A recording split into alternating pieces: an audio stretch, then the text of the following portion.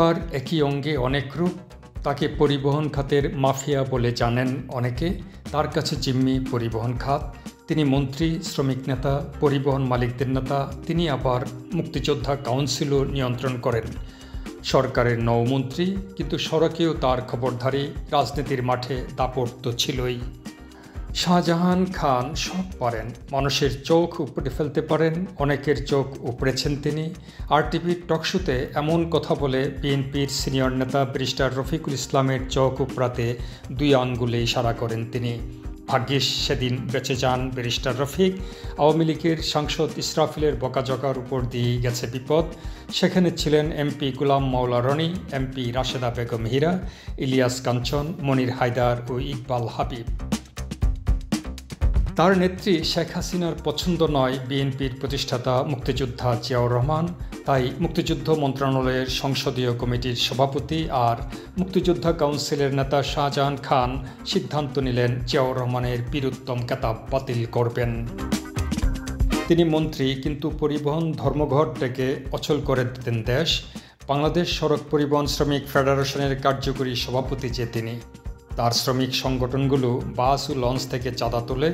মন্ত্রী হিসাবে এই চাঁদাবাজি বন্ধ করার দায়িত্ব তার। হিসাব মেলাতে পারেনি মানুষ।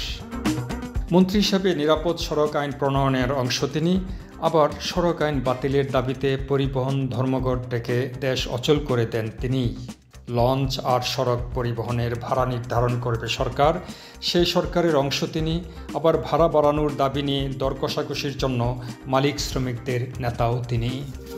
পরিবহন শ্রমিকদের প্রশিক্ষণের পক্ষে নন তিনি।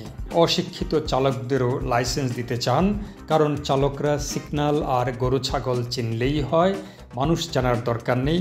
এটা তার বিখ্যাত উক্তি। সড়কের মতো নৌপথের পরিবহনেও একচ্ছত্র আধিপত্য শাহজাহানের পরিবার। মাওয়া কাওড়াকান্দি পথে সার্বিক শিপিং লাইন্স আর ঢাকা থেকে মাদারীপুরের মধ্যে চলাচলকারী সার্বিক বাস পরিবহনের মালিকও তারা। তার কোম্পানির লঞ্চের নাম এমভি ঐশী খান, তার মেয়ের নামে নাম। সড়ক ও নদীতেই থেমে নেই তিনি। 52টি গার্মেন্টস শ্রমিক ফেডারেশনের সমন্বয়ে গঠন করেন গার্মেন্টস শ্রমিক সমন্বয় পরিষদ। এর প্রধানও তিনি, কারণ গার্মেন্টস সেক্টর নিয়ন্ত্রণ রাখার পবিত্র দায়িত্ব তার। 2009 সালে শাহজাহান খানকে প্রথম নৌ পরিবহন মন্ত্রীর দায়িত্ব দেয় আওয়ামী লীগ সরকার।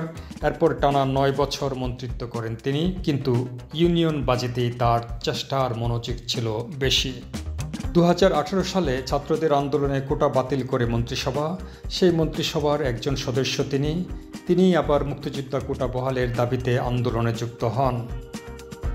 আন্দোলনকারী মুক্তিযোদ্ধার সন্তানদের একাংশের অভিযোগ, এই আন্দোলন ছিনিয়ে নিয়ে শাহজাহান খান তার ছেলে আসিফুর রহমান খানকে নেতৃত্বে আনতে চেয়েছিলেন। শপথ লঙ্ঘন করে একজন মন্ত্রীর এমন স্বার্থ সংঘাতে নিয়োজিত থেকে রাজনৈতিক মাঠ দখলে রাখার চেষ্টা নিয়ে আলোচনা সমালোচনা থাকলেও কখনো দমে যাননি শাহজাহান খান। অবশেষে ছাত্র জনতার অভ্যুত্থানে শেখ হাসিনার পলায়নের মধ্য দিয়ে চুরমার হয় তার মাফিয়া সাম্রাজ্য। বৃহস্পতিবার রাতে রাজধানীর ধানমন্ডি এলাকা থেকে তাকে গ্রেপ্তার করে ডিবি পুলিশ। গত 4 আগস্ট ধানমন্ডি থানা এলাকায় ছাত্র জনতার আন্দোলনে নিহত আব্দুল মুতালিব হত্যায় তার 7 দিনের রিমান্ড মঞ্জুর করেন আদালত।